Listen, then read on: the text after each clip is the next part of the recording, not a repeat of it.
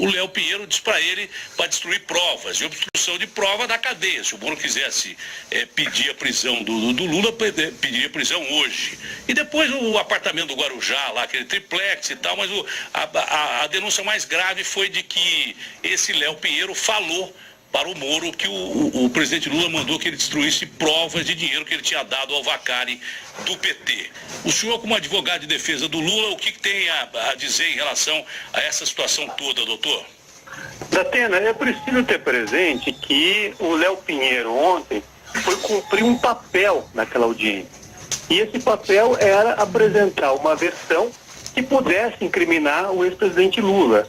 Ele reconheceu, ele confessou que está negociando uma delação premiada com o Ministério Público, e os próprios jornais já haviam denunciado no dia anterior que a condição para a aceitação desta delação premiada do Léo Pinheiro era o desempenho dele naquela audiência de ontem. Então, o que foi dito ontem na audiência por Léo Pinheiro não passa de uma versão fabricada, de uma versão para atender ao desejo dos procuradores, a fim de que eles aceitem a delação que ele está negociando. Então, entendi. Jamais doutor, me desculpe interromper, eu não entendo muito de leis e nem tenho pretensão de entender muito de leis, e o senhor entende muito, mas o que o senhor está dizendo aí é que então todo delator que foi lá falar com o Moro e cuja delação encaminhou alguns desses caras para a cadeia, esses delatores, os outros todos também, eles foram preparados para falar o que o Moro queria ouvir, é isso que o senhor está dizendo?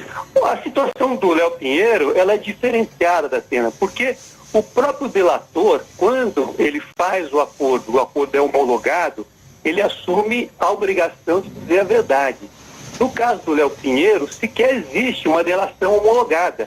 Ele está negociando uma delação e os jornais denunciaram que os procuradores exigiram que ele fizesse uma narrativa que pudesse comprometer o ex-presidente Lula a fim de que o acordo fosse negociado. É preciso esclarecer que ontem ele foi ouvido sem o compromisso de dizer a verdade, ele foi ouvido como réu. O réu pode mentir no processo. Então, é uma situação absolutamente inusual. No começo da audiência, eu já havia alertado o juiz para essa situação bastante complicada, mas o juiz aceitou ouvi-lo mesmo diante disso.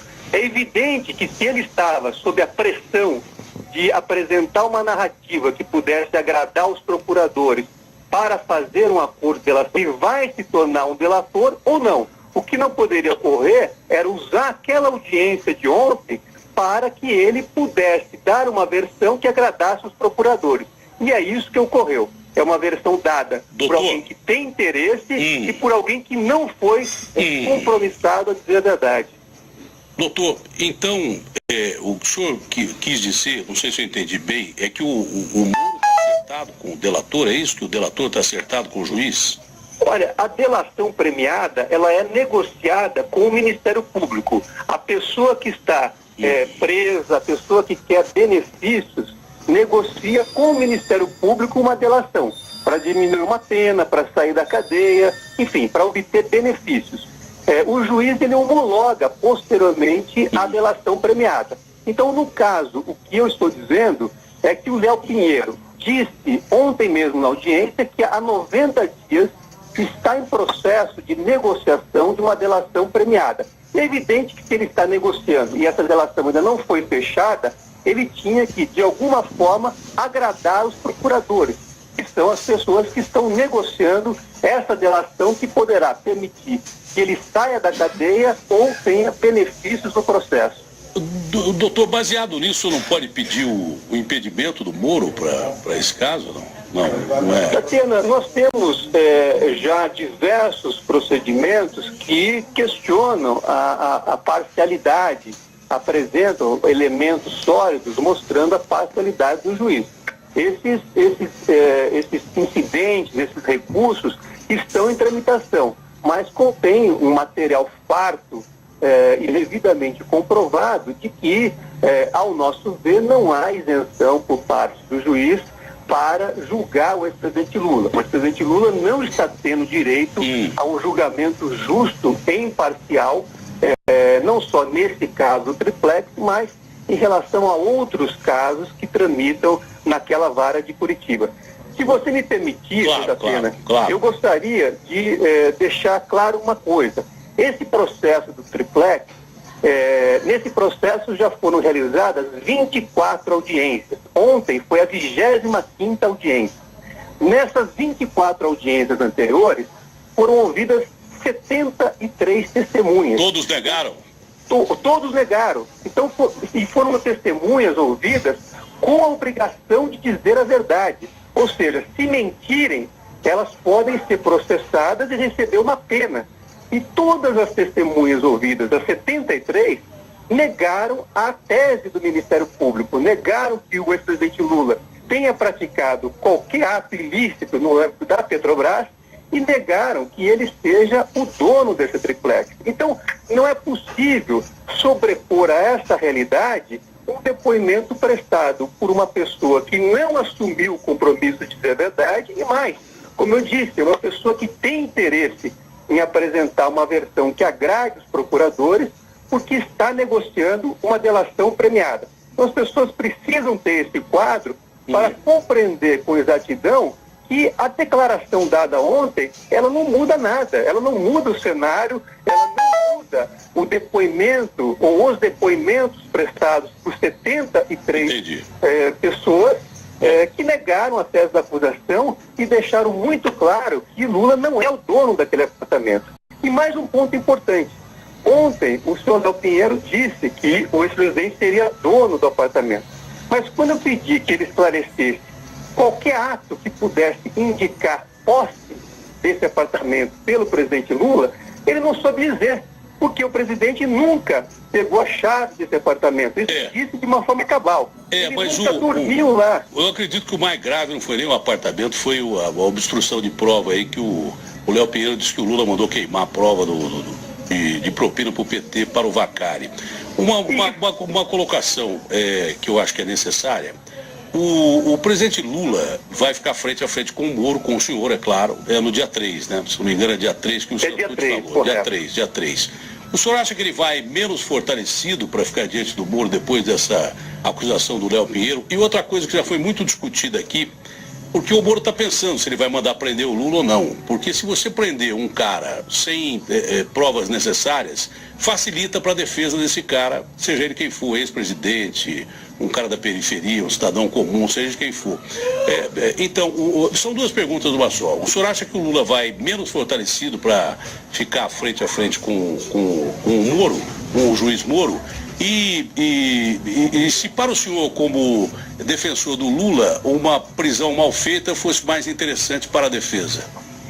Olha, eu acredito e tenho certeza que o ex-presidente Lula não vai menos fortalecido, ao contrário, ele vai com a força da verdade. Quem tem a verdade pode expor a situação com muita tranquilidade e com muita serenidade. E é isso que o presidente Lula vai fazer. Ele não é o dono do apartamento, ele não participou de qualquer ato ilícito e vai poder demonstrar isso ao juiz Moro com muita tranquilidade. E quanto à prisão, eu não vejo, Datena, nenhuma possibilidade de se cogitar de prisão. Primeiro, porque ele não cometeu nenhum crime relacionado ao triplex. E segundo, porque essa afirmação de destruição de provas foi uma afirmação solta, encaixada numa resposta que não tinha qualquer relação com o tema e claramente apresentada, como eu disse, para agradar os procuradores, para cumprir um papel, como parte de uma encenação de alguém que quer obter benefícios para ele sim sair da prisão. Doutor Zanin, sobre o caso do Léo Pinheiro ontem ainda... É a pergunta, doutor, do Agostinho Teixeira. Doutor Zanin, sobre a questão do Léo Pinheiro ontem, e essa questão que chamou a atenção de todos nós, essa suposta orientação para que o Léo Pinheiro eliminasse provas, né? O senhor disse, então, que ontem o Léo Pinheiro não estava na condição de delator, então ele poderia, em tese, ter inventado essa história toda. Como é que funciona agora? Ele vai virar delator a partir do momento em que ele apresentar alguma prova concreta, é isso? E há um prazo para isso ou não? Não, ele disse que está em processo de negociação dessa delação há 90 dias. O que eu também acho que não é verdade, porque todos os jornais noticiaram que ele já havia, em 2016, tentado fazer uma delação, e essa delação não havia sido aceita, justamente porque ele não havia se comprometido a incriminar o ex-presidente Lula. Ou seja, ele não tinha nada para dizer do ex-presidente Lula. Então, naquele momento, a delação dele foi interrompida. Agora, ele diz que está há 90 dias negociando uma delação. E para que essa delação seja aceita, é preciso que o Ministério Público aceite a versão dele. Se o Ministério Público vai exigir provas, eu acredito que deveria exigir, aí é muito difícil ele fechar a delação, porque ele não tem qualquer prova. E isso ficou claro ontem. O que ele tem é uma narrativa solta, uma narrativa construída artificialmente e que jamais poderia servir para incriminar uma pessoa. Doutor, para encerrar, bem porque eu acho que os principais pontos já foram discutidos, a não ser que o senhor queira colocar alguma outra coisa, né? Agora, os portais estão dedicando aí notícias sobre que o Lula perdeu o processo. Isso aqui é o UOL, o Ana Nery? É o Conjur, né? É um site jurídico. Bom, o Lula perde processo e deve pagar 225 mil à defesa do ex-senador Delcídio. Por que essa notícia está sendo tão divulgada e como é que o senhor observa isso? A ação foi proposta porque o senador Delcídio fez uma delação premiada, também acusando o ex-presidente Lula de ter interferido na delação do ex-diretor da Petrobras, Nestor Severó. Pois bem, existe uma ação penal que tramita em Brasília. E nessa ação penal, o próprio Nestor Severó negou que o ex-presidente Lula tivesse tentado impedir ou interferir na sua delação. E disse mais, disse que quem tinha esse interesse era o senador Delcídio do Amaral. Então, diante da constatação de que a delação premiada de Delcídio era uma farsa, uma mentira, foi proposta esta ação. O juiz da causa decidiu sumariamente, sem realizar qualquer prova, julgar a ação antecipadamente. E aí julgou improcedente e condenou o ex-presidente a pagamento de verbas honorárias do advogado do senador Delcídio, do ex-senador. E, evidentemente, que essa sentença vai ser objeto de um recurso porque ela está dissociada da realidade. Não sou eu que estou dizendo que o senador Delcídio faltou com a verdade.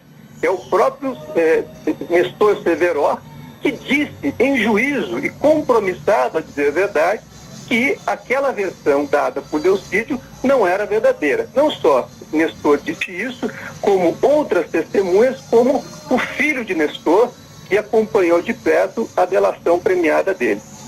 Doutor, 11h10. Tem um ouvinte que perguntou se, por isso, então, o Léo Pinheiro seria processado também pelo Lula, é isso? O nosso ouvinte Gélcio, ele pergunta, da mesma forma que o presidente Lula, né, que a defesa do ex-presidente Lula acabou processando o Delcídio do Amaral, se processaria ou vai processar também Léo Pinheiro? Olha, Datena, toda vez que uma pessoa falta com a verdade, uma pessoa diz uma mentira, ela fica sujeita a um processo. E nós vamos analisar também, nesse caso, o cabimento de um processo. Agora, nesse momento, o que eu quero deixar bem claro é o fato de que Léo Pinheiro ontem cumpriu um papel, utilizou da mentira e colocou até mesmo, como eu disse, uma frase embutida numa resposta que não tinha qualquer relação com a pergunta sobre essa suposta destruição de provas. Veja bem, durante o depoimento dele, ele deixou claro que jamais tratou com o ex-presidente Lula assuntos relacionados ao triplex ou a qualquer contribuição de campanha. Isso está claramente dito no depoimento dele. Então, como é que ele pode ter ido depois, em 2014, ao presidente, tratar de campanha, enfim, de temas que ele jamais havia tratado e receber uma orientação de destruição de provas? Quer dizer, há uma incompatibilidade, há um choque na própria versão que ele conta e que mostra ser algo, como eu disse, repito, enfatizo, algo que estava preparado como condição de ele se tornar um delator e receber os benefícios que